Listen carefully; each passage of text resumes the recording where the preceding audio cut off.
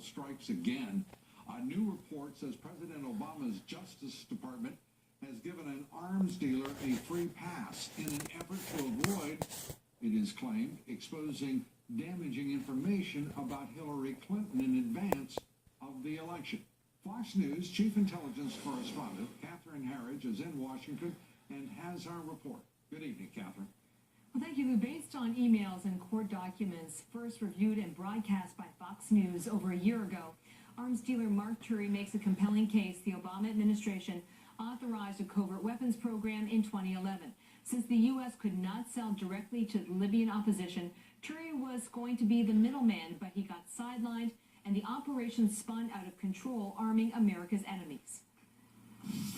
Well, this would come under Secretary Clinton's watch. As part of the workaround, the U.S. would supply conventional weapons to another U.S. ally, Qatar. There's a 60-millimeter mortar with optics, 120-millimeter mortar, all conventional type weapons. If you want to limit the exposure to the U.S. government, what you simply do is outsource it to your allies. Turi insists he never shipped any weapons to Qatar, and others stole the zero-footprint idea. The State Department had a lead on this. They were going to run it with their people. When this equipment landed in Libya, half went one way and the half went the other way. The half that went the other way is the half that ended up in Syria. And Lou, it's important to note that the publicly released Clinton emails that were sent and received on her private server back up the arms dealer's account.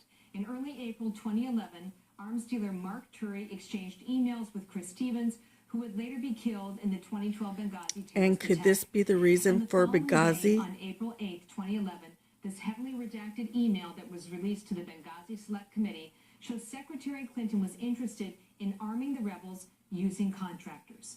And it reads in part, FYI, the idea of using private security experts to arm the opposition should be considered.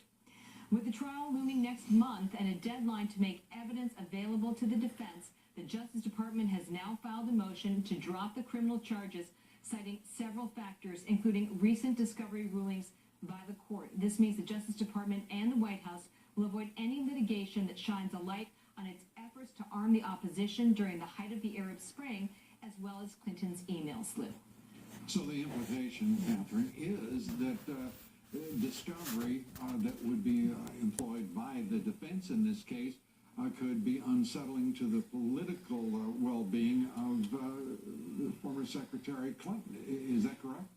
Well, I would encourage viewers to go online and read our story at foxnews.com because we have a lot of the original documents attached. We asked the Justice Department this afternoon why it abandoned this case after 5 years of litigation and millions in dollars in legal fees, and they just pointed us back to that court filing that said there were a number of factors, including the evidence being publicly aired in a federal court, Lou. And I want to say Benghazi, Benghazi, Benghazi, Benghazi.